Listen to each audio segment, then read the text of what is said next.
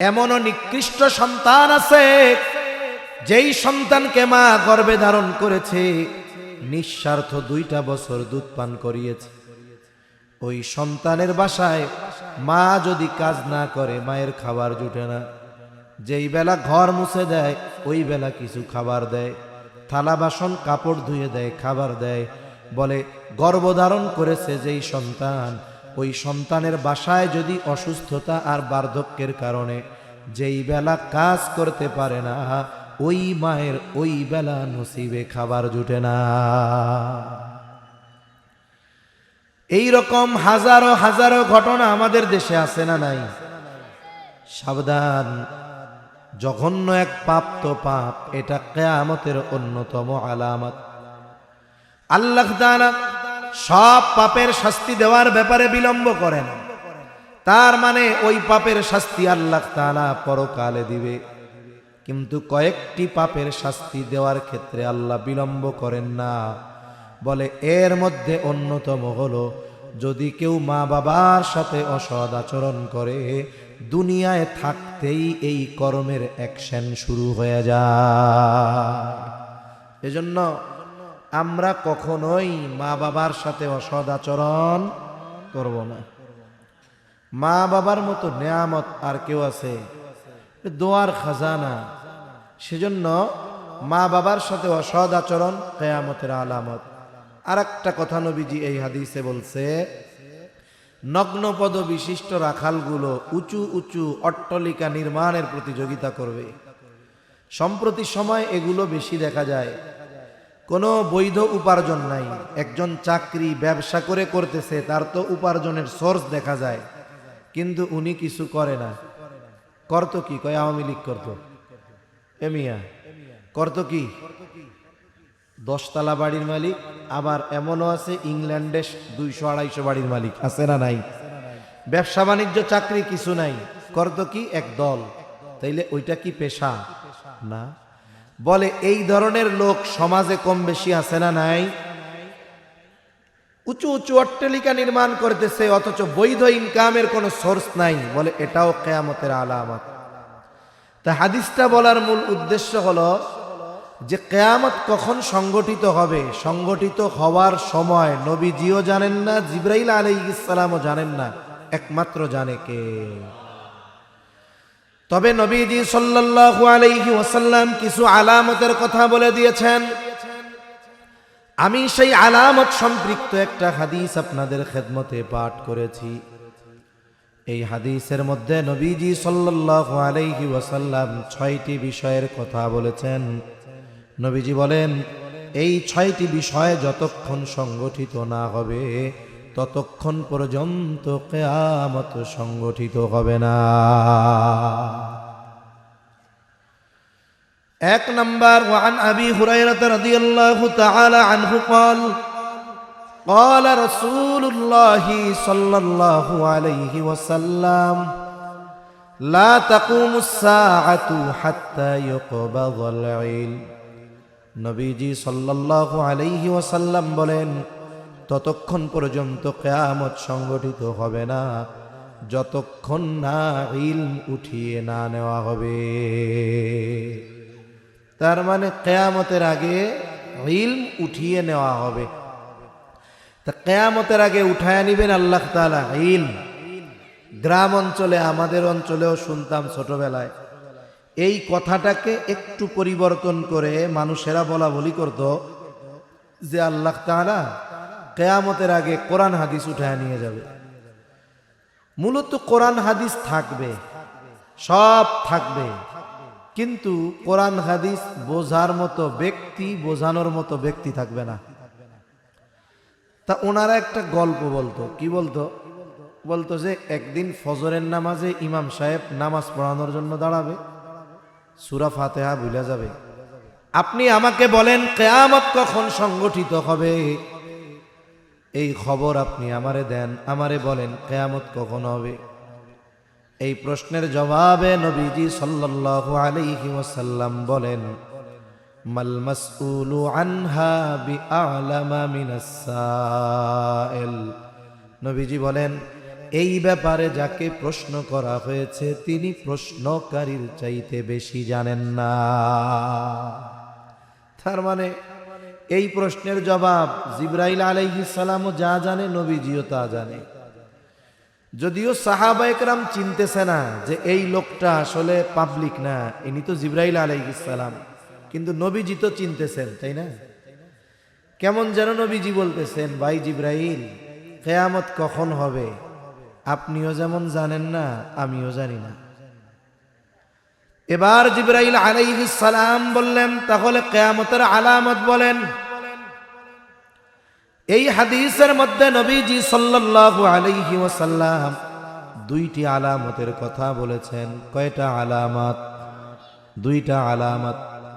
যেহেতু বিষয় হলো কিয়ামতের আলামত আর হাদিসের আলোচনার প্রসঙ্গে যেহেতু আসলো, বলি নবীজি এক নম্বরে বলেন, আনতালিদাল আমাতু রাব্বাতাহা। নবীজি বলেন, দাসী তার মনিবকে জন্ম দিবে, প্রসব করবে। এর ব্যাখ্যা মুহাদ্দিসিন একরাম কয়েকটি ব্যাখ্যা করেছেন, এর মধ্যে থেকে একটা নিয়ে আমরা একটু কথা বলি। এর আগে একটা জিনিস আমাদের বোঝা দরকার। অনেক সময় আমরা শুনি পশ্চিমা কালচার, পশ্চিমা সংস্কৃতি, পশ্চিমা সভ্যতা, এই শব্দ বাক্যগুলা শুনছেন আপনারা? পশ্চিমা কালচার আমাদের দেশে আমদানির অপচেষ্টা চলতেছে। মাঝে মধ্যে ওলামা একরাম সতর্ক করে না? আবার সুশীল সমাজ আছে কিছু সুশীল, শয়তানের খলিফা। আর কি এগুলো সুশীল হলো কারা? শয়তানের খলিফা যারা, তারা। এই দুনিয়ায় কিন্তু শয়তান খালি ধোকা দেয় না, শয়তানের বিরাট এক অনুসারীর বাহিনী আছে, অনুসারী আছে, এরা মানুষ। এজন্য আল্লাহ তাআলা শুধু জিন শয়তানের ওয়াসওয়াসা থেকে আল্লাহর কাছে আশ্রয় চাইতে বলে নাই, সাথে সাথে মানুষ শয়তানের কথাও বলছে। একেবারে সর্বশেষ কোরআনের আয়াতগুলোর মধ্যে আল্লাহ কি বলছে? আল্লাযী ইউওয়াসউইসু ফি সুদুরিন নাস মিনাল জিন্নাতি ওয়ান নাস। এই শয়তানরা কি বলে? বলে আমাদের দেশের যদি উন্নতি, অগ্রগতি, সব কিছু সমৃদ্ধশালী করতে হয় তাহলে আমাদেরকে ওয়েস্টার্ন কালচার ফলো করতে হবে। এখন পশ্চিমা কালচারের মধ্যে কি আছে? এটা হলো কেমন, ওই এক কথায় বলে না, উপরে ফিটফাট ভিতরে সদরঘাট। উপরে দেখা যায় অনেক চাকচিক্যময়, ভিতরে এত খারাপ, এত ঘৃণিত বিষয়বস্তু আছে যেগুলো বলতেও লজ্জা লাগে। পশ্চিমা কালচারের একটা বিষয় শোনাই। পশ্চিমাদের রীতিনীতি হলো এইরকম যে তারা এটা মনে করে যদি নারী পুরুষ উভয়ের সম্মতি থাকে, উভয়ের যদি সম্মতি থাকে, সম্পর্কে তারা যা হয় হোক, হোক বাবা মেয়ে, হোক মা ছেলে, হোক ভাই বোন, যদি উভয়ের সম্মতি থাকে তাহলে এরা যদি জেনা করে, পশ্চিমারা বলে এটা কোনো অন্যায় না, নাউজুবিল্লাহ। বরং কি বলে? কয় বাবা তার মেয়ের চাহিদা পূরণ করছে, উভয়ের সম্মতি আছে, ভাই তার বোনের চাহিদা পূরণ করছে, ছেলে মার চাহিদা পূরণ করছে। এটা কত সমাজে একটা ব্যক্তি যদি নামাজ কালাম নাও পড়ে কোনোদিন, ও তো এই বিষয়গুলো কখনো চিন্তাও করে না, শুনলে 50 বার ঘেন্নায় সিসি করে, ঠিক কিনা বলেন? তাহলে মুসলিম সমাজে এই ধরনের পাপ নাই। তবে কি আছে? বলে মায়ের সাথে অসৎ আচরণ আছে। আর এই অসৎ আচরণ, খারাপ ব্যবহারের মাত্রা এত বেশি, সময়ের সাথে সাথে এগুলো এত বেশি বাড়তেছে যে আফসোস লাগে আমাদের। অনেক মায়ের অবস্থা এইরকম, বলে সন্তানের বয়স 2 বছর, বাবা মারা গেছে, মেয়েটা যদি চাইতো অন্য জায়গায় বিবাহ বন্ধনে আবদ্ধ হতে পারত, কিন্তু এই 2 বছরের সন্তানের চেহারার দিকে তাকায়া বিবাহ বন্ধনে আবদ্ধ হয় নাই। মানুষের কত শত কথা শুনেছে, কটু কথা শুনেছে, মানুষের বাড়িতে কাজ করে, পরিশ্রম করে, কষ্ট করে সন্তানটাকে লেখাপড়া শেখায়া ঢাকা পাঠায়া দিস। সন্তানটাও চালাক চতুর, অল্প দিনে অনেক টাকা পয়সার মালিক। ঢাকা শহরে 5 তলা 7 তলা 10 তলা বাড়ির মালিক হয়ে গেছে, কিন্তু আফসোস যেই সন্তানের জন্য মায়ের এত ত্যাগ এত কষ্ট, বলে ওই মা প্রত্যন্ত অঞ্চলে গ্রামে এক কুড়ে ঘরের মধ্যে পড়ে আছে, ঠিকমতো খাবার পায় না, চিকিৎসা পায় না, কত কষ্ট। কিন্তু যেই সন্তানকে গর্ভে ধরেছে, যেই সন্তানের জন্য এত কষ্ট, সন্তান শহরে আরাম এসে আছে, আফসোসের বিষয় সন্তানের ওই 5 তলা 7 তলা বাড়ির নিচতলায়ও গাছতলায়ও ওই মায়ের জায়গা হয় না। আবার কতজন এমন আছে, আমি এই খবর পাইছি, এমনও নিকৃষ্ট সন্তান আছে যেই সন্তানকে মা গর্ভে ধারণ করেছে, নিঃস্বার্থ 2টা বছর দুধ পান করিয়েছে। ওই সন্তানের বাসায় মা যদি কাজ না করে মায়ের খাবার জুটে না, যেই বেলা ঘর মুছে দেয় ওই বেলা কিছু খাবার দেয়, থালা বাসন কাপড় ধুয়ে দেয়, খাবার দেয়। বলে গর্ভধারণ করেছে যেই সন্তান, ওই সন্তানের বাসায় যদি অসুস্থতা আর বার্ধক্যের কারণে যেই বেলা কাজ করতে পারে না, ওই মায়ের ওই বেলা নসিবে খাবার জুটে না। এই রকম হাজারো হাজারো ঘটনা আমাদের দেশে আছে না নাই? সাবধান, জঘন্য এক পাপ তো পাপ, এটা কিয়ামতের অন্যতম আলামত। আল্লাহ তাআলা সব পাপের শাস্তি দেওয়ার ব্যাপারে বিলম্ব করেন, তার মানে ওই পাপের শাস্তি আল্লাহ তাআলা পরকালে দিবে, কিন্তু কয়েকটি পাপের শাস্তি দেওয়ার ক্ষেত্রে আল্লাহ বিলম্ব করেন না। বলে এর মধ্যে অন্যতম হলো, যদি কেউ মা বাবার সাথে অসৎ আচরণ করে, দুনিয়ায় থাকতেই এই কর্মের অ্যাকশন শুরু হয়ে যায়। এজন্য আমরা কখনোই মা বাবার সাথে অসৎ আচরণ করব না। মা বাবার মতো নেয়ামত আর কেউ আছে? দোয়ার খাজানা। সেজন্য মা বাবার সাথে অসৎ আচরণ কিয়ামতের আলামত। আর একটা কথা নবীজি এই হাদিসে বলছে, নগ্নপদ বিশিষ্ট রাখালগুলো উঁচু উঁচু অট্টালিকা নির্মাণের প্রতিযোগিতা করবে। সম্প্রতি সময় এগুলো বেশি দেখা যায়। কোনো বৈধ উপার্জন নাই, একজন চাকরি ব্যবসা করে করতেছে, তার তো উপার্জনের সোর্স দেখা যায়, কিন্তু উনি কিছু করে না। করতো কি? কয় আওয়ামী লীগ করতো। এমিয়া করতো কি? 10 তলা বাড়ির মালিক, আবার এমনও আছে ইংল্যান্ডে 200-250 বাড়ির মালিক, আছে না নাই? ব্যবসা বাণিজ্য চাকরি কিছু নাই, করতো কি? এক দল। তাইলে ওইটা কি পেশা? না। বলে এই ধরনের লোক সমাজে কম বেশি আছে না নাই? উঁচু উঁচু অট্টালিকা নির্মাণ করতেছে, অথচ বৈধ ইনকামের কোনো সোর্স নাই। বলে এটাও কিয়ামতের আলামত। তা হাদিসটা বলার মূল উদ্দেশ্য হলো যে কিয়ামত কখন সংগঠিত হবে, সংগঠিত হওয়ার সময় নবীজিও জানেন না, জিবরাইল আলাইহিস সালামও জানেন না, একমাত্র জানে কে? তবে নবীজি সাল্লাল্লাহু আলাইহি ওয়াসাল্লাম কিছু আলামতের কথা বলে দিয়েছেন। আমি সেই আলামত সম্পৃক্ত একটা হাদিস আপনাদের খেদমতে পাঠ করেছি। এই হাদিসের মধ্যে নবীজি সাল্লাল্লাহু আলাইহি ওয়াসাল্লাম 6টি বিষয়ের কথা বলেছেন। নবীজি বলেন, এই 6টি বিষয় যতক্ষণ সংগঠিত না হবে ততক্ষণ পর্যন্ত কিয়ামত সংগঠিত হবে না।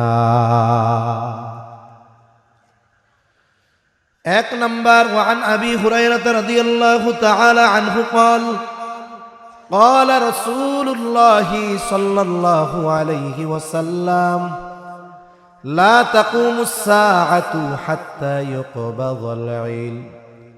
নবীজি সাল্লাল্লাহু আলাইহি ওয়াসাল্লাম বলেন, ততক্ষণ পর্যন্ত কিয়ামত সংগঠিত হবে না যতক্ষণ না ইলম উঠিয়ে না নেওয়া হবে। তার মানে কিয়ামতের আগে ইলম উঠিয়ে নেওয়া হবে। তা কিয়ামতের আগে উঠায় নিবেন আল্লাহ তাআলা ইলম। গ্রাম অঞ্চলে, আমাদের অঞ্চলেও শুনতাম ছোটবেলায়, এই কথাটাকে একটু পরিবর্তন করে মানুষেরা বলা বলি করত যে আল্লাহ তাআলা কিয়ামতের আগে কোরআন হাদিস উঠায় নিয়ে যাবে। মূলত কোরআন হাদিস থাকবে, সব থাকবে, কিন্তু কোরআন হাদিস বোঝার মতো ব্যক্তি, বোঝানোর মতো ব্যক্তি থাকবে না। তা ওনারা একটা গল্প বলতো, কি বলতো? বলতো যে একদিন ফজরের নামাজে ইমাম সাহেব নামাজ পড়ানোর জন্য দাঁড়াবে, সূরা ফাতিহা ভুলে যাবে। এখন ইমাম যেটা ভুলে যায়, ইমামকে স্মরণ করায় দেয় কে? পিছন থেকে স্মরণ করায় দেয় মুসল্লি। এখন অবস্থা হলো, ইমাম চিন্তা করতেছে সূরা ফাতিহা জেহেন থেকে ছুটছে, পেছন থেকে বইলা দিবে, কিন্তু পেছনের মুসল্লিরাও তো ভুলে গেছে। এইবার কিছু সময় পরে ইমাম সাহেব নামাজ ছেড়ে দিয়ে মসজিদের তাক থেকে কোরআনুল করিমটা খুলে ফাতিহা, সূরা ফাতিহা একটু দেখা নেওয়ার নিয়ত করবে, কিন্তু আফসোস, কোরআন খুলে দেখবে কোরআনে কোনো লেখা নাই, সব পাতা সাদা হয়ে গেছে। এলো গল্প কইতো। তা এইভাবে এক রাত্রিতে সারা পৃথিবীর কোরআন হাদিসের লেখা আল্লাহ উঠায় নিয়ে যাবে, গ্রামের মানুষ বলতো। কিন্তু আল্লাহর নবী জানায় দেন, না না, এইভাবে আল্লাহ ইলম উঠাবেন না। قال رسول الله صلى الله عليه وسلم إن الله لا يقبض العلم انتزاعا ينتزعه من الناس। নবীজি সাল্লাল্লাহু আলাইহি ওয়াসাল্লাম বলেন, আল্লাহ তাআলা তার বান্দার অন্তর থেকে একত্রে ইলম উঠায় নেবেন না। এমনটা হবে না যে এক রাত্রিতে সারা পৃথিবীর হাফেজে কোরআনরা কোরআন ভুলে যাবে, এক রাত্রিতে সারা পৃথিবীর মুফতি সাহেবরা মাসলা মাসাইল ভুলে যাবে, মুহাদ্দিসরা হাদিস ভুলে যাবে, এমনটা হবে না। তাহলে আল্লাহ ইলম কিভাবে উঠায় নিবে? নবীজি বলেন, ওয়ালাকিন ইয়াকবিদুল ইলমা বিকবদিল উলামা, বরং আল্লাহ তাআলা আলেমদেরকে উঠিয়ে নেওয়ার মাধ্যমে ইলম উঠায়া নিয়ে যাবে। তাহলে কিয়ামতের আগে ইলম উঠে যাবে কেমনে? বলে আলেমদের উঠিয়ে নেওয়ার মাধ্যমে। শুনেন, কোরআন হাদিস ইলমের উৎস। ইলমের মূল উৎস কি? জোরে বলেন। কোরআন হাদিস হলো মূল, এরপরে ইজমা কিয়াস আছে, ওই দিকের কথা না। মূল যেটা ইজমা কিয়াস, এগুলো তো কোরআন সুন্নাহর আলোকেই হতে হবে। ইজমা যদি কোরআন সুন্নাহর আলোকে না হয় তাহলে তো হবে না। কিয়াস যদি মন মতো করে, কিছু মুফতি সাহেব, কিছু আলেম দুনিয়ায় অতীত হইছে, মন মতো মাসলা মাসাইল বইলা ফেসগুস লাগায় রাখে, এরকম লোক আছে না নাই? এগুলো কোরআন হাদিসের সাথে সামঞ্জস্য রাখতে হবে। এখন মূল উৎস কোরআন আর হাদিস, কিন্তু এই ইলমের হেফাজত ওই লেখা কোরআন আর লেখা হাদিসের মাধ্যমে আল্লাহ করেন না। ইলমের হেফাজত হয় আলেমদের মাধ্যমে। তাহলে আলেমরা যদি দুনিয়ায় না থাকে, কোরআন হাদিসের লেখা থাকবে, কিন্তু ইলমের মূল জিনিস যেটা, সেটা থাকবে না। সম্প্রতি নিকট অতীতের কিছু বুজুর্গদের কথা বলি। শাইখুল হাদিস আল্লামা আজিজুল হক রহমাতুল্লাহি আলাইহি, আজকে হলো 12 তারিখ। কয় তারিখ? 12 তারিখ। আজ থেকে 13 বছর আগে মুফতি আমিনী রহমাতুল্লাহি আলাইহি এই ডিসেম্বরের 12 তারিখ ইন্তেকাল করেছিলেন। আল্লামা আহমদ শফি রহমাতুল্লাহি আলাইহি, মুফতি আব্দুস সালাম চটগামী রহমাতুল্লাহি আলাইহি, হাবিবুল্লাহ মিসবাহ রহমাতুল্লাহি আলাইহি, ওনারা দুনিয়া থেকে চলে গেছে। মুফতি আব্দুস সালাম চটগামী রহমাতুল্লাহি আলাইহি চলে গেছে। প্রধান মুফতি ছিলেন হাটহাজারী মাদ্রাসার। বলে উনি দুনিয়া থেকে চলে গেছে, উনি যেই পদে ছিলেন হাটহাজারীর প্রধান মুফতি, বলেন তো ওই দায়িত্ব আরেকজন আলেম নিয়েছে কি নেয় নাই? নিছে। কিন্তু বলেন তো আব্দুস সালাম চটগামী রহমাতুল্লাহি আলাইহির যেই ইলম আর তাকওয়া, দ্বীনের যেই বুঝ, এখন যিনি আছেন তিনিও যোগ্য, তবে ওনার যোগ্যতা, ইলম, বুঝ আব্দুস সালাম চটগামী রহমাতুল্লাহি আলাইহির মতো না। তার মানে কি হলো? যে গেছে তার ইলমি মাকান ছিল এই জায়গায়, যে আছে তারটা এই জায়গায়। বলে ইনি যখন যাবে তারপরে আসবে এই জায়গায়। আস্তে আস্তে কমতে কমতে এই অবস্থা আসবে শূন্যের কোঠায়। তখন কি হবে? ওই যে কোরআন হাদিস বোঝার মতো বোঝানোর মতো মানুষ থাকবে না, লেখা কিন্তু থাকবে, বাইন্ডিং প্রিন্টিং সব কিছু আরো ভালো হবে, কিন্তু ওনাদের মতো লোক থাকবে না। তখন নবীজি বলেন, মানুষেরা জাহেলদেরকে ধর্মীয় নেতা হিসাবে গ্রহণ করবে, আর ফতোয়া জিজ্ঞাসা করবে, জাহেল মন গড়া ফতোয়া দিয়ে দিবে। ফলশ্রুতিতে কি হবে? বলে এরা উভয় পথভ্রষ্টতায় লিপ্ত হয়ে যাবে, গুমরাহিতে লিপ্ত হবে। তাহলে ১ নাম্বার নবীজি জানায় দেন, ততক্ষণ কিয়ামত সংগঠিত হবে না যতক্ষণ না ইলম উঠিয়ে না নেওয়া হবে। ইলম কিভাবে উঠায় নেওয়া হবে? বলে আলেমদেরকে উঠিয়ে নেওয়ার মাধ্যমে ইলম উঠায় নেওয়া হবে। এখন আমাদের করণীয় কি? আমাদের করণীয় হলো যেই সমস্ত আলেমরা দুনিয়ায় আছেন তাদের কদর করা, তাদের জন্য নেক হায়াত কামনা করে আল্লাহর কাছে দোয়া করা, সাথে সাথে আলেম তৈরির ফ্যাক্টরি কারখানা হলো মাদ্রাসা। বলে এই মাদ্রাসাগুলোর প্রতি সুনজর দেওয়া। এতে কি হবে? মাদ্রাসা যতদিন থাকবে ইলমের চর্চা চলবে, ইলমের চর্চা হবে তো আলেম বের হবে, ইলমের হেফাজত হবে।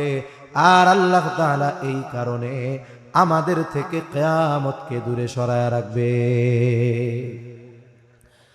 ২ নাম্বার নবীজি সাল্লাল্লাহু আলাইহি ওয়াসাল্লাম বলেন, ওয়াতাকসুরাজ জালাজিলু, কিয়ামতের আগে ঝলঝলা বেড়ে যাবে, ঘন ঘন বড় বড় ভূমিকম্প হওয়া, এটা কিয়ামতের অন্যতম আলামত। এটা কিয়ামতের আগে আরো বাড়বে। প্রথম প্রশ্ন হলো, ভূমিকম্প কেন হয়? বলে ভূমিকম্প হলো একটা প্রতিক্রিয়া। ভূমিকম্প কি? প্রতিক্রিয়া। কথা কি বোঝা যায়? সজাগ আছেন? একটা তাকবীর দেন, নারায়ে তাকবীর। নোয়াখালীর আওয়াজে দেন, নারায়ে তাকবীর। হ্যাঁ, মাশাআল্লাহ। ভূমিকম্প হলো প্রতিক্রিয়া। প্রতিক্রিয়া হয় কখন? বলে কোনো ক্রিয়ার কারণে প্রতিক্রিয়া হয়। আমাদের দেশে কয়েকদিন আগে আল্লাহর ব্যাপারে কটূক্তি করেছে, আল্লাহর শানে বেয়াদবিমূলক কথা বলেছে এক বাউল, তার নাম হলো আবুল সরকার। তা আবুল সরকার আল্লাহর ব্যাপারে এই ধরনের ধৃষ্টতাপূর্ণ কথা বলছে। এই ভিডিও ভাইরাল হওয়ার পরে প্রশাসন তাকে গ্রেফতার করছে। গ্রেফতার করছে কেন? আমার দাদাকে গালি দেওয়ার অপরাধে। কাকে গালি দেওয়ার অপরাধে? এরপরে কি হলো? ওর পক্ষে দাঁড়ায় গেল আরেক দল লোক, যে ওর মুক্তি দিতে হবে।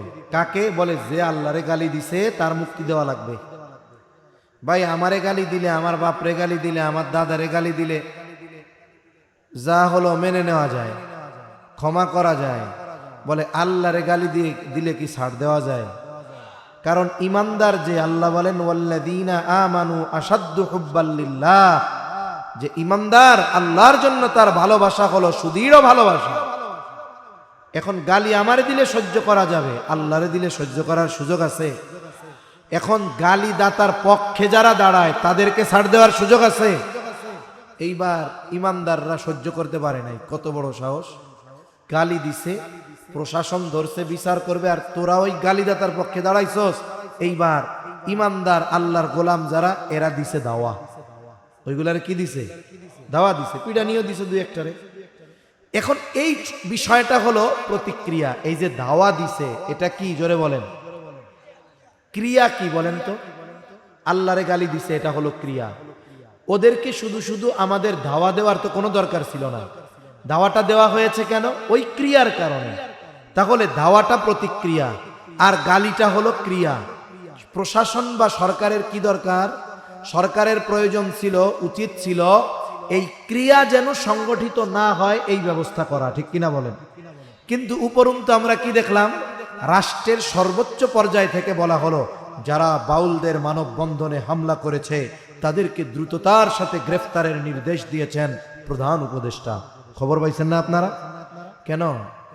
আপনার মুখে, বাংলাদেশের বড় বড় কোন রাজনৈতিক দলের নেতা কর্মীদের মুখে, নেতাদের মুখে এইটা তো শুনলাম না যে কত বড় ধৃষ্টতা, আবুল সরকার আল্লাহকে গালি দিয়েছে, ওর সর্বোচ্চ শাস্তি কার্যকর করতে হবে। ভোটের লোভে একটা রাজনৈতিক নেতা জোরালো ভাবে এই বক্তব্য দেয় নাই, প্রশাসনও দেয় নাই। তার মানে ক্রিয়াটা চলে গেল আড়ালে, প্রতিক্রিয়ার ব্যাপারে শাস্তি হলো, এটা ঠিক না। ক্রিয়া যদি বন্ধ হয় প্রতিক্রিয়া হবে না। এখন এই যে ভূমিকম্প নড়ে চড়ে, এটা হলো প্রতিক্রিয়া। বলে ভূমিকম্প হওয়ার ক্রিয়াটা কি? বলে ক্রিয়া হলো আমাদের পাপ। ভূমিকম্প কেন হয়? বলেন আমাদের পাপের কারণে। শুনুন, ভূতত্ত্ববিদ যারা, তারা বলে এই পৃথিবীর যে স্থলভাগ যা আছে, এগুলো আমরা বসবাস করি উপরে, এগুলো একত্রে সংযুক্ত নয়, এগুলো বিচ্ছিন্ন বিচ্ছিন্ন আলাদা আলাদা অংশে আছে। এইটাকে ওনারা বলে টেকটনিক প্লেট। যেমন আমাদের এক পাশে আছে ইউরোশিয়া প্লেট, আর এক পাশে আছে বার্মা প্লেট, আমরা আছি ইন্ডিয়ান প্লেটে। তা ভূমিকম্প কেন হয়? বলে এগুলো তো ফল্ট আছে, ফাটা আছে। এই ফাঁকার ফাটা, এই জমিন, এই একটা প্লেট আর একটা প্লেটে চাপ দেয়, একটা একটার সাথে গুতা লাগে, একটা একটার সাথে ঘষা খায়। বলে যখন গুতার মাত্রা একটু জোরে হয়, চাপের মাত্রা জোরে হয়, ঘষার মাত্রা জোরে হয়, তখন কাঁপুনিটা জোরে হয়। এছাড়া পৃথিবীতে প্রতিনিয়ত 50,000-এর উপরে ভূমিকম্প হয় দৈনিক, তবে এর মাত্রা মৃদু। জমিন সব সময় কাঁপে, তবে কাঁপাটা মৃদু। এই কারণে ওই ভূমিকম্পগুলো টের পাই না। কিন্তু যখন একটু কাঁপাটা বেশি হয়, তখন ওই যে 5.7 মাত্রার ভূমিকম্প হয়েছিল ঢাকা শহরে, মোটামুটি মনে হয়েছিল কিয়ামত শুরু হয়ে গেছে। 5.7 মাত্রার ভূমিকম্প। এখন এই ভূমিকম্প ভূতাত্ত্বিকরা বলে টেকটনিক প্লেটের নড়াচড়ার কারণে হয়। ভূমিকম্প এমন এক বিপর্যয়, বলে এটা সংগঠিত হওয়ার 1 সেকেন্ড আগেও দুনিয়ার কোনো প্রযুক্তি বলতে পারবে না যে 1 সেকেন্ড পরে ভূমিকম্প হবে, বলার সুযোগ নাই। অথচ বড় বড় জলোচ্ছ্বাস হয়, ঘূর্ণিঝড় হয়। আবহাওয়া অফিস থেকে বলে যে এই ঘূর্ণিঝড়টি কক্সবাজার উপকূল থেকে 350 কিলোমিটার দক্ষিণে রয়েছে। ঘূর্ণিঝড়ের গতিবেগ আর দিক নির্ণয় করে কি বলে যে আগামীকাল ভোর 6টা নাগাদ এটা উপকূলে আছড়ে পড়তে পারে। কেন বলে? বলে বাতাসের গতি আর বাতাসের দিক, এই দুইটাকে বিশ্লেষণ করে স্যাটেলাইটের মাধ্যমে সম্ভাব্য একটা বিষয় বলা হয় যে এই গতিতে যদি ঘূর্ণিঝড় উত্তর দিকে আসতে থাকে, তাহলে এই ঘূর্ণিঝড় আগামীকাল সকাল 6টা নাগাদ উপকূলে আঘাত হানতে পারে। এখন কি করা হয়েছে? বলে 6 নম্বর বিপদ সংকেত দেখাতে বলা হয়েছে, উপকূলে অবস্থানকারী সকলকে নিরাপদে সরে যেতে বলা হয়েছে। এইভাবে ঘোষণা দেয় কি দেয় না? প্রস্তুতি নেওয়া যায়, ক্ষয়ক্ষতি হয়তো কম হয়। কিন্তু ভূমিকম্প এমন এক বিপর্যয়, বলে এটা নড়াচড়া দেওয়ার 1 সেকেন্ড আগেও কেউ বলতে পারে না। তা এই ভূমিকম্প টেকটনিক প্লেটের নড়াচড়ার কারণে হয়। তবে আল্লাহ কি বলেন? যাহারাল ফাসাদু ফিল বাররি ওয়াল বাহরি বিমা কাসাবাত আইদিন নাস। ভূমিকম্প হলো জমিনে সংগঠিত বড় একটি বিপর্যয়, মুসিবত। আল্লাহ তাআলা বলেন পানিতে স্থলে যত ধরনের বিপর্যয় সংগঠিত হয় সব মানুষের হাতের কামাই।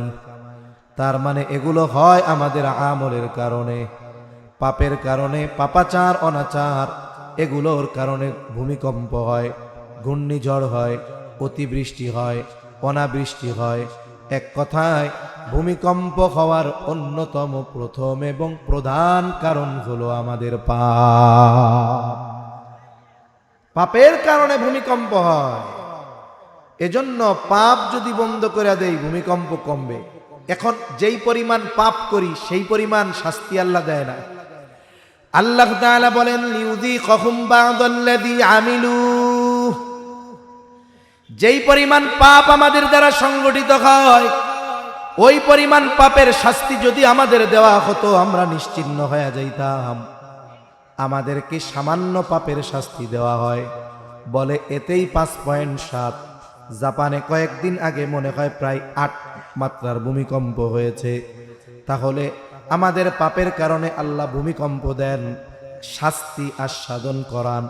উদ্দেশ্য আমাদেরকে শেষ করে ফেলা না, নিশ্চিহ্ন করে ফেলা না। তাহলে কেন আল্লাহ ভূমিকম্প দেন? মনে করেন একজন ছেলে অন্যায় করেছে, তার বাবা অন্যায়ের কারণে সন্তানকে শাস্তি দিল। শাস্তি বলেন তো, শাস্তি দেওয়ার উদ্দেশ্য কি? সন্তানকে মেরে ফেলা নাকি সন্তানের সংশোধন? এখন শাস্তি দেওয়ার পর সন্তানের সংশোধন তো হয় নাই, বরং ওর ওই অপরাধ আরো বাড়ছে। এখন অপরাধ যদি বাড়ে, পরবর্তীতে যদি শাস্তি দেয়, শাস্তির মাত্রা আগের চাইতে বেশি হবে না কম হবে? জোরে বলেন, কম হবে না বেশি হবে? আপনারাই তো বলছেন বেশি হবে। হুজুর আসছে? হ্যাঁ, হুজুর আসছে। শাস্তির মাত্রা বেশি হবে। তাহলে 5.7 মাত্রার ভূমিকম্প হইল। আল্লাহ তাআলা কেন ভূমিকম্প দিল? আল্লাহ বলেন, লিউযীকাহুম বা'দাল্লাযী আমিলু লাআল্লাহুম ইয়ারজিউন। এই যে মুসিবত, এই যে শাস্তি আল্লাহ দিলেন, উদ্দেশ্য হলো যাতে করে আমরা প্রত্যাবর্তন করি, ফিরে আসি। কিসের থেকে? বলে আমরা যেন পাপের থেকে ফিরে আসি, শয়তানের পথ থেকে যেন আল্লাহর পথে চলে আসি, গুনার কাজ বাদ দিয়ে যেন নেকের পথে আসি, চার দোকানের আড্ডা মজলিস বাদ দিয়ে জানি দ্বীনি মজলিসে বসি। এবার আমার 7 মাত্রার হয়েছে।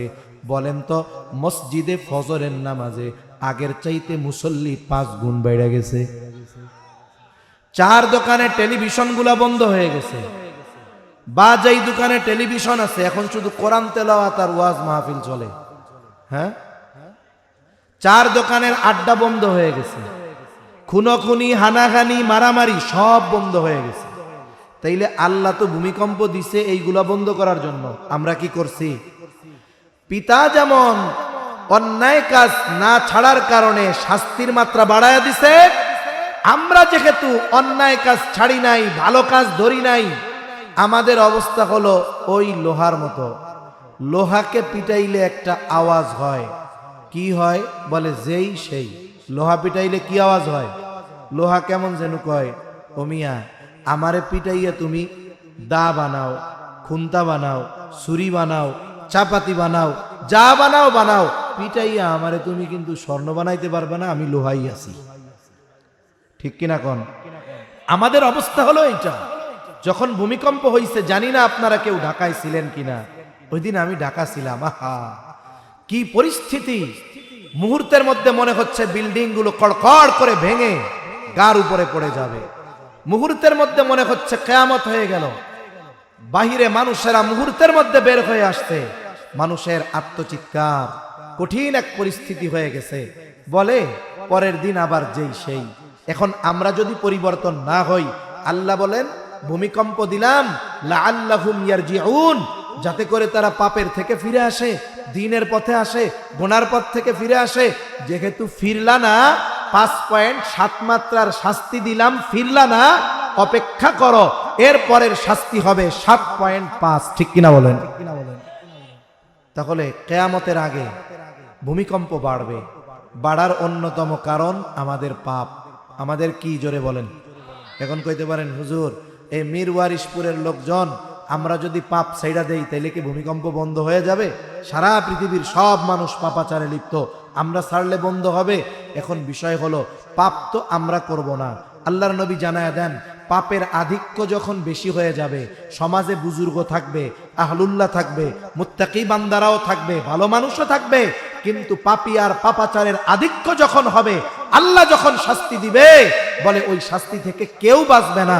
তবে কিয়ামতের দিন আল্লাহর কাছে বলতে পারবো, আল্লাহ আমি বাঁচছিলাম, পরিবারের পাপ থেকে বাঁচাইছিলাম, কিন্তু বাহিরের মানুষ তো শোনে না, জীবন নাশের আশঙ্কা, আমরা পাপ থেকে বাঁচছি। কমপক্ষে এই কারণে আল্লাহর কাছে ছাড় পাওয়ার সুযোগ থাকবে। ঠিক কিনা বলেন? 3 নাম্বার, নবীজি সাল্লাল্লাহু আলাইহি ওয়াসাল্লাম বলেন, ওয়ায়াতাকারাবাজ জামান, কিয়ামতের আগে সময় নিকটবর্তী হয়ে যাবে। নবীজি সাল্লাল্লাহু আলাইহি ওয়াসাল্লাম জানায়া দেন, আখিরুজ জামানে সময় নিকটবর্তী হয়ে যাবে। এক জুমা থেকে আরেক জুমা তাড়াতাড়ি চলে আসবে।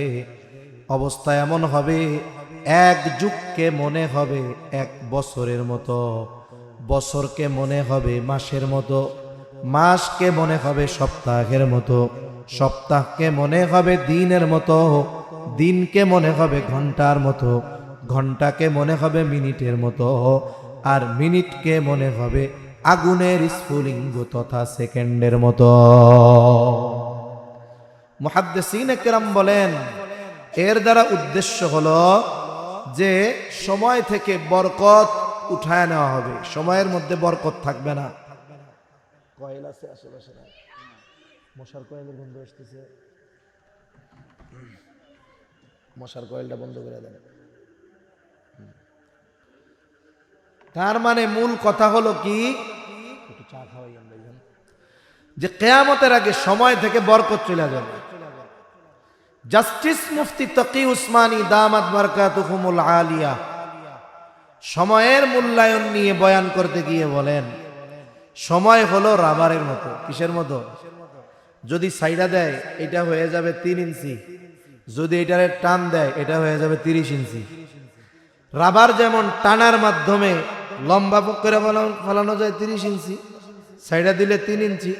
বলে সময়কে ব্যবহারের মাধ্যমে সময়ের প্রলম্বিত করে ফেলা যায়, আর সময়ের অপব্যবহারের মাধ্যমে সময় সংকুচিত হয়ে যায়। একটা উদাহরণ দেই তাইলে বুঝতে সহজ হবে। মনে করেন আমাদের দেশে মসজিদের ইমাম সাহেব যারা আছেন 10 বছর এক মসজিদে ইমামতি করতেছে, 10 বছরেও 1000 টাকা বেতন বাড়ে নাই, এমন অনেক মসজিদ দেশে আছে, আছে না নাই? ইমামের বেতন না বাড়াইতে পারলেও ইমাম সাহেব কিভাবে খায়, কিভাবে হাঁটে, কিভাবে চলে, কিভাবে ঘুমায়, নামাজ পড়াইতে কয় মিনিট লাগে, খুতবায় কয় মিনিট লাগে, মোটামুটি মুসল্লির সব মুখস্থ। আবার আর এক জ্বালা হলো প্রত্যেক মসজিদে ইমাম সাহেবের সামনে ঘড়ি থাকে না, ঘড়ি সব মুসল্লির সামনে। এটা আর এক মুসিবত। কেন? বলে নামাজের সময় হলো 5:40 ফজরের নামাজ, কথার কথা 5:40। বলেন তো ইমাম সাহেবের কি এই অধিকার বা ক্ষমতা আছে যে উনি চাইলেন আজকে জামাত 5:35 করব? ইমামের এই অধিকার ক্ষমতা আছে না নাই? উনি চাইলেন যে 40 না আজকে 45 পড়ব, এই ক্ষমতা বা অধিকার ইমামের আছে না নাই? আছে। আমরা কইতেছি যে এই মসজিদে একদিন আগে পড়াবে, যদি ফজর পড়ায় জোহরের আগে কইব জানগা জোহরে আমরা নতুন হুজুর রাখবো না।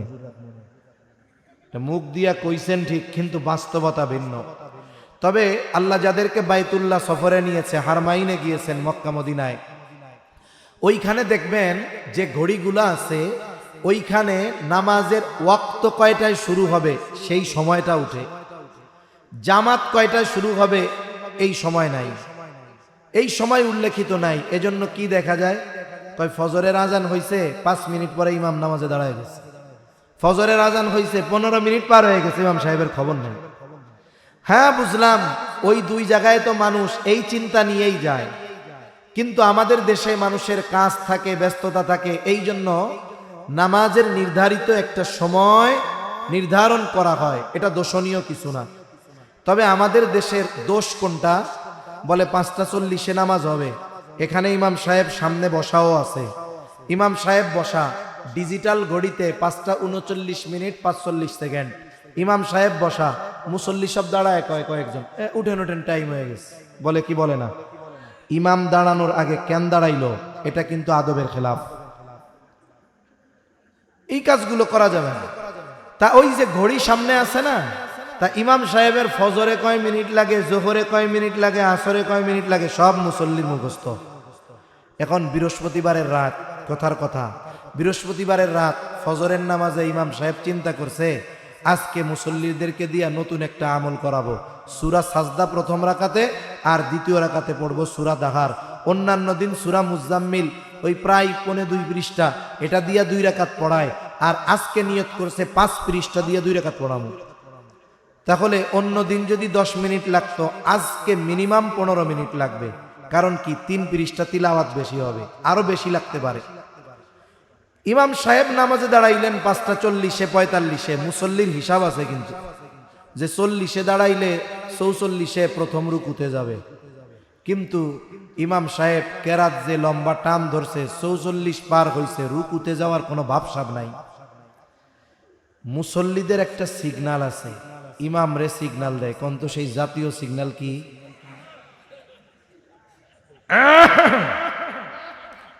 এখন মানে কইতেছে ইমাম সাহেব 45 তো হয়ে গেল, রুকু দেন না কেন? এটা হলো কাশির দ্বারা কইল। এখন 46 হয়ে গেছে, এখনো রুকুতে যায় না। এইবার অন্যান্য মুসল্লি ইমামের ইক্তেদা বাদ দিয়া কাশি হুজুরের ইক্তেদা করে, ওনারাও শুরু করছে। ইমাম সাহেব চিন্তা করছে যে অবস্থা, একটু পরে এই রোগ আমারে ধরে কিনা, ঠিক আছে আল্লাহু আকবার। যাই হোক, উনি নামাজ শেষ করলেন। অন্যান্য দিনের তুলনায় মনে করেন 5 মিনিট বেশি লাগছে। কয় মিনিট? জোরে কন, কয় মিনিট? আচ্ছা বলেন তো, এই 5 মিনিট আমরা কোন জায়গায় ছিলাম? ঈমানের পরে সবচাইতে গুরুত্বপূর্ণ ইবাদতের মধ্যে ছিলাম। ইমামরে নেতা বানায় দিছি, আমাদের পক্ষ থেকে আল্লাহর সাথে ইমামের কথোপকথন চলতেছে। এমন ইবাদতের মধ্যে আছি যেখানে প্রবেশ করার পর দুনিয়ার অনেক ভালো কাজ, নেকের কাজ, বৈধ কাজ সাময়িক সময়ের জন্য নিষিদ্ধ হয়ে যায়, ঠিক কিনা বলেন? কারণ সংযোগ কার সাথে? অথচ ইমাম সাহেব আজকে চাইলো যে আল্লাহর সাথে এই সংযোগটা আজকে 5 মিনিট বেশি থাক, কিন্তু মুসল্লির মনে হচ্ছে হায় রে 5 ঘন্টা পার হয়ে যাচ্ছে, নামাজ কেন শেষ হয় না? এই 5 মিনিটে জান বের হয়ে যাচ্ছে, মনে হচ্ছে সময় যাইতেছে না। অথচ ওই মুসল্লি কি করছে? 6টার সময় মসজিদ থেকে বের হয়ে পাশের 4 দোকানে বসতে। এই যে বসছে 6টা থেকে নিয়ে 10টা, কয় ঘন্টা? 4 ঘন্টা। কয় ঘন্টা? যাওয়ার সময় কি কয় জানেন? আরে কথা আরো বাকি আছে, জুম্মার নামাজের পরে বাকি কথা বলবো নে। অথচ চোখের পলকে 4 ঘন্টা চলে গেছে, কষ্ট হয় নাই। অথচ ভালো কাজ নামাজে 5 মিনিট বেশি গেছে, কষ্ট সহ্য হয় না। কেন? বলে ইবাদতের মধ্যে আছি, নেক কাজের মধ্যে আছি, সময়টা বরকতময়, আমার ব্রেন বলে এটা ধীরে ধীরে যাচ্ছে। আর একজনকে কইছে, বাবাজি 5 পৃষ্ঠা কোরআন শরীফ ডেলি পড়িস, 10 মিনিট 15 মিনিট লাগবে। আমার যুবক ভাই, তরুণ ভাই, মুরব্বী ভাই কোরআন শরীফ যেই খুলে 5 লাইন পড়ার পরে হাজারো জরুরত ঢেইলা দেয় মাথার মধ্যে শয়তান। এইটা হয়, ওইটা হয়, মাজা ব্যথায়, মুখ ব্যথায়, বাথরুম আসে, প্রস্রাব আসে। কোরআন শরীফ 5 মিনিট 10 মিনিট পড়ার পরে আর পড়তে পারে না, চোখ ব্যথায়। কিন্তু মোবাইল শরীফ 5 ঘন্টা টানা পড়ে, একটুও কষ্ট হয় না। আছে না নাই? খেলা দেখতেছে, টেলিভিশন দেখতেছে, ঘন্টার পর ঘন্টা শেষ, কোনো অসুবিধা নাই। কয় ওয়াজ মাহফিলে এক বক্তা 1.5 ঘন্টা বয়ান করবে, বলে বৈশা থাকতে গিরা ঠ্যাং সব ব্যথা হয়ে যায়। ওই টাইমগুলো দ্রুততার সাথে যায়, কিন্তু ভালো কাজের সময়গুলো আমার ব্রেন বলে এটা ধীরে ধীরে যায়। সুবহানাল্লাহ। এজন্য নেক কাজ করলে সময় বরকত হয়, পাপের কাজে সময় বরকত শূন্য হয়ে যায়। এই পৃথিবীর অন্যতম দামি নেয়ামত হলো হায়াত, সময়। মানুষ সময়ের মূল্য যারা বোঝে না, এরাও বুঝবে মরার পর, তবে তখন করার কিছু থাকবে না। মানুষ মারা যাবার পরে কথা বলে, নবীজি বলেছেন, কোনো সন্দেহ নেই, কিন্তু মৃত মানুষের কথা আমরা শুনতে পাই না। নবীজি বলেন, দুনিয়ার মানুষ যদি মৃত ব্যক্তির কথা শুনতে পাইত, ভয়ে দাফন কাফন করা বাদ দিয়ে দিত। তা মরা মানুষ কি কথা বলে? হয়তো এক একজন এক এক রকমের কথা বলে, নেককার এক ধরনের কথা বলবে, বদকার এক ধরনের কথা বলবে। তবে দুনিয়ায় যারা হায়াত নষ্ট করছে, এরাও তো এক ধরনের কথা বলবে। তারা কি বলবে? ফায়াকুল রাব্বি লাউলা আখখারতানি ইলা আজালিন করিব ফাআসাদদাক ওয়া আকুম মিনাস সালিহিন। ওই মানুষগুলো বলবে, ও রব, আমাকে যদি সামান্য সময়ের জন্য অবকাশ দেওয়া হইতো, তার মানে একটু হায়াত দিয়ে যদি একটু দুনিয়ায় পাঠাইতেন, ফাআসাদদাক ওয়া আকুম মিনাস সালিহিন। ও রব, আপনি দুনিয়ায় সম্পদ দিয়েছিলেন, কিন্তু ব্যস্ততার কারণে দান করতে পারি নাই। আপনি দুনিয়ায় সময় দিয়েছিলেন, কিন্তু আড্ডা, দুনিয়ার কাজ করতে গিয়া আমি নেক কাজ করার সুযোগ পাই নাই। ও রব, যদি আবার একটু সামান্য সময়ের জন্য অবকাশ দিতেন, দুনিয়ায় যাইতে দিতেন, আমি আমার সম্পদ থেকে সদকা করতাম, ওয়া আকুম মিনাস সালিহিন, সৎ কর্মশীলদের অন্তর্ভুক্ত হয়ে যাইতাম। তার মানে আমি দুনিয়ায় গিয়ে নেকের কাজ করতাম। বলেন তো, ওই ব্যক্তি যত আবেগ আর দরদ নিয়ে আল্লাহ তাআলার কাছে সামান্য সময়ের জন্য অবকাশ চাক না কেন, আল্লাহ তাআলা ওই ব্যক্তিকে দুনিয়ায় আসার জন্য একটা সেকেন্ডেরও সুযোগ দিবে নাকি? এক সেকেন্ডও পাওয়া যাবে না।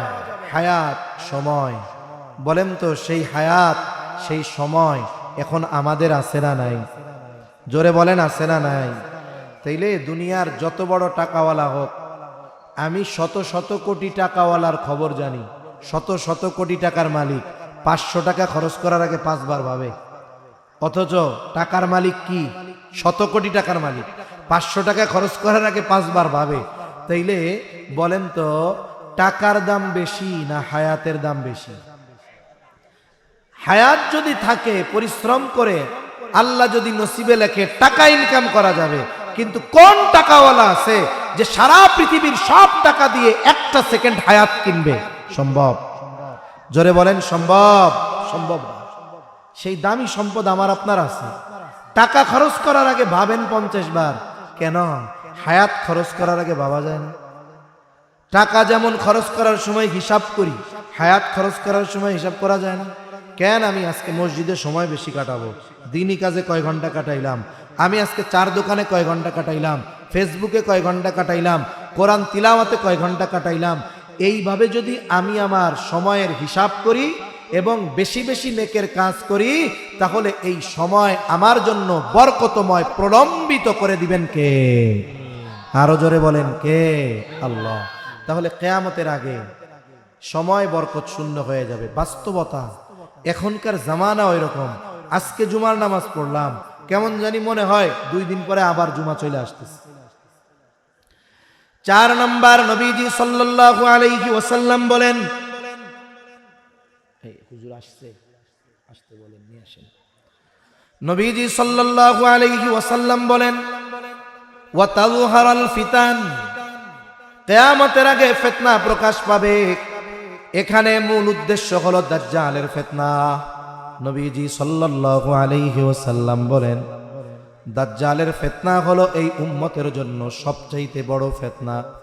দাজ্জালের আগমন যতক্ষণ না হবে কিয়ামত সংগঠিত হবে না। আর দাজ্জাল আসবে এমন কঠিন ফিতনা, মানুষ ঈমান হারা হয়ে যাবে।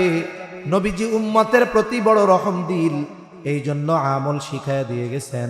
নবীজি বলেন, যেই ব্যক্তি জুমার দিন সূরা কাহাফ তিলাওয়াত করবে, আল্লাহ তাআলা ওই ব্যক্তিকে দাজ্জালের ফিতনা থেকে হেফাজত করবে। দাজ্জালের ফিতনা থেকে আল্লাহ হেফাজত করবে। আপনার পুরা সূরা মুখস্থ নাই, সুযোগ আছে।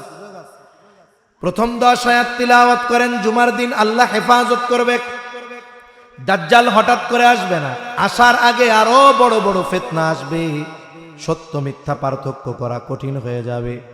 আমাদের বুজুর্গানে দিন বলেন, বলে দাজ্জাল আসার আগেও তো ফিতনা আসবে, তবে আশা করা যায় ওই আমলকারী, মানে সূরা কাহাফের আমলকারী, আল্লাহ তাআলা তার এই আমলের বদৌলতে আশা করা যায় দাজ্জাল আগমনের আগে যত ফিতনা আসবে, এই আমলকারীকে আল্লাহ তাআলা রহমতের দ্বারা আশা করা যায় অন্যান্য যত ফিতনা এগুলো থেকে হেফাজত করবে। এজন্য এই আমলটা আমরা আমাদের জীবনের জন্য জরুরি বানাবো। বলে কত জরুরি? বেঁচে থাকার জন্য শ্বাস প্রশ্বাস যেমন জরুরি, সূরা কাহাফের কমপক্ষে এই 10 আয়াতের আমল আমাদের জন্য ওই রকম জরুরি বানাবো কোন ইনশাআল্লাহ। আপনি পড়তে পারেন না, আপনার মসজিদের খতিব সাহেবের যদি বলেন যে হুজুর পড়তে তো পারি না, সূরা কাহাফের প্রথম 10 আয়াত তিলাওয়াত করে শোনান, খতিব সাহেব বলবে যে না পারবো না? বলবে? উনি খুশি মনে শোনাবে, আরো চিন্তা করবে, হায় রে আমার মসজিদের মুসল্লিরা আমলের ব্যাপারে কত আগ্রহী, উনি স্বতঃস্ফূর্তভাবে শোনাবেন। আপনি 10 আয়াত 1 সপ্তাহ 2 সপ্তাহ 10 সপ্তাহ 20 সপ্তাহ শুনতে শুনতে এক সময় দেখবেন এই 10 আয়াতের হাফেজ আপনি হয়ে গেছেন। আমলটা করব তো ইনশাআল্লাহ। 5 নাম্বার, নবীজি সাল্লাল্লাহু আলাইহি ওয়াসাল্লাম বলেন, ওয়া তাকসুরুল হারাজ, কিয়ামতের আগে হত্যাকাণ্ড বাড়বে। ওহুয়াল কাতলুল কাতল, আর এটা হলো পারস্পরিক হত্যাকাণ্ড। যখন নবীজি বললেন হারজ বাড়বে, সাহাবায়ে কেরাম বললেন, ইয়া রাসূলুল্লাহ সাল্লাল্লাহু আলাইহি ওয়াসাল্লাম, আমরা তো প্রতি বছর যুদ্ধের ময়দানে হাজার হাজার মুশরিকদের হত্যা করি, এটাও কি হারজ?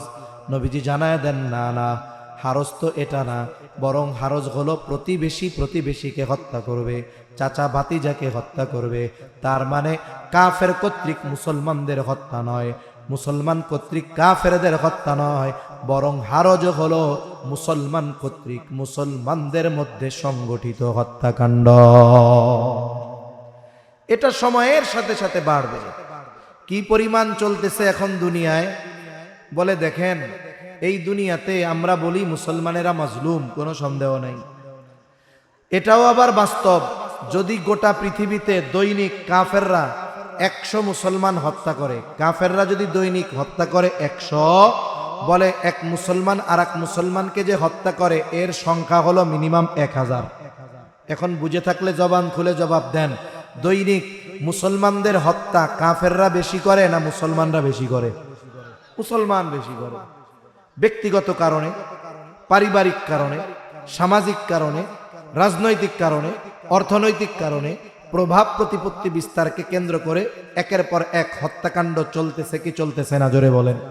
এই যে আজকেও জুমার পরে কি হইল, ওই যে হাদি জুলাই আন্দোলনের নেতা, এরে গুলি কইরা অবস্থা খারাপ, এই জায়গায় গুলি লাগছে, বাইসা আছে কিনা এখন জানি না, অবস্থা খুব সংকটময়। তাহলে মুসলমানদের পারস্পরিক হত্যাকাণ্ড সময়ের সাথে সাথে বাড়তেছে, প্রতিবেশীকে হত্যা করতেছে। নবীজি এক হাদিসের মধ্যে বলেন, কিয়ামত ততক্ষণ সংগঠিত হবে না যতক্ষণ না এক প্রতিবেশী অপর প্রতিবেশীকে হত্যা করবে। তার মানে ওই সময়ের মানুষরা প্রতিবেশীকে হত্যা করা এটা কত বড় জঘন্য এক অপরাধ মনে করে। অথচ আমাদের সমাজে সবচাইতে বেশি দুশ্মনী হলো প্রতিবেশীর সাথে। ও কয় তোর বাড়ির মধ্যে আমার 5 হাত, কয় আমার হলো তোর বাড়ির মধ্যে 15 হাত। এই সব বিষয়কে কেন্দ্র করে কথা বলে না, মধ্যে দেয়াল দিয়ে রাখছে। দুই ভাই প্রতিবেশী, সম্পর্কে তো রক্তের ভাই, আবার পাশে আছে প্রতিবেশী, সবচাইতে কাছের প্রতিবেশী, আত্মীয়তার দিক দিয়ে কাছে, অবস্থানের দিক দিয়ে কাছে, বলে এই ভাই, দুই ভাই মধ্যে দেয়াল দিয়ে বয়ে রয়েছে, আছে না নাই? অথচ নবীজি সাল্লাল্লাহু আলাইহি ওয়াসাল্লাম স্বাভাবিক প্রতিবেশীর হকের কথা কি বলেন? আওসিনি জিবরিলু বিল জার হাত্তা যানানতু আন্নাহু সাইয়ুরিসাহু। জিবরাইল আলাইহিস সালাম আমাকে প্রতিবেশীর হকের ব্যাপারে এত গুরুত্ব দিচ্ছিল, আমি মনে করছি প্রতিবেশীরে মনে হয় ওয়ারিশ বানায় দেওয়া হবে। সুবহানাল্লাহ। এজন্য প্রতিবেশীর সাথে ভালো ব্যবহার করব তো ইনশাআল্লাহ। নবীজি সাল্লাল্লাহু আলাইহি ওয়াসাল্লাম বলেন, আসছে হুজুর নিয়ে আসেন। আচ্ছা আচ্ছা। নবীজি সাল্লাল্লাহু আলাইহি ওয়াসাল্লাম বলেন, সিবাবুল মুমিনি ফুসুকুন ওয়া কিতালুহু কুফর। মুমিনকে হত্যা করা কুফরি, গালি দেওয়া ফাসিকি। বলে হত্যা গালি বহুদূর। আজ থেকে আমরা ওয়াদাবদ্ধ হব, দুনিয়ার কোনো কারণে, রাজনৈতিক কারণে, অর্থনৈতিক কারণে, এক কথায় দুনিয়ার কারণে আমি আমার অপর মুসলমান ভাইকে গালি তো বহুদূর, জবান দিয়েও কষ্ট দিব না। কারণ ইনশাআল্লাহ যদি নিয়ন্ত্রণ করতে পারি, সমাজের অর্ধেক অপরাধ মুহূর্তের মধ্যে বন্ধ হয়ে যাবে। 6 নম্বর নবীজি বলেন, হাত্তা ইয়াকসুরা ফীকুমুল মালু ফায়াফিদু। কিয়ামতের ততক্ষণ হবে না যতক্ষণ না মানুষের মাল সম্পদ উপচিয়ে না পড়বে। কিয়ামতের আগে অবস্থা হবে। ঈসা আলাইহিস সালাম পুনরায় যখন দুনিয়ায় আসবেন তখন দাজ্জালকে হত্যা করবেন। গোটা পৃথিবীর আনাচে কানাচে কোরআন আর ইসলামের বাণী তিনি পৌঁছায়া দিবেন। তিনি ইনজিলের দাওয়াত দিবেন না, খ্রিস্ট ধর্মের দাওয়াত দিবেন না, তিনি কোরআনের দাওয়াত দিবেন, ইসলামের বাণী প্রচার করবেন। পুরো পৃথিবীর আনাচে কানাচে ইসলাম পৌঁছায়া যাবে, একজন মানুষও বেঈমান থাকবে না। আল্লাহ আসমান আর জমিনের বরকতের দরজাগুলো খুলে দিবে, এত পরিমাণ ফসল হবে, বরকত হবে, মানুষের মাল সম্পদ উপচায়া পড়বে। ওই সময় মন চাইবে, সদকা নেওয়ার মতো লোক থাকবে না, দিতে মন চাইবে। নবীজি বলেন, এই 6টা বিষয় সংগঠিত না হওয়া পর্যন্ত কিয়ামত সংগঠিত হবে না। আর এই অধিকাংশ বিষয় পাপের সাথে সম্পৃক্ত। এজন্য অনুরোধ, ভূমিকম্প কমবে যদি আমরা পাপ ছাড়ি, আল্লাহর রহমত আসবে যদি আমরা পাপ ছাড়ি, জমিন উর্বর হবে, বরকতময় হবে যদি আমরা পাপ ছাড়ি। তাহলে ইনশাআল্লাহ পাপ সম্পৃক্ত যত বিষয়গুলো সামনে আসছে বাদ দিব তো ইনশাআল্লাহ। আল্লাহ সুবহানাহু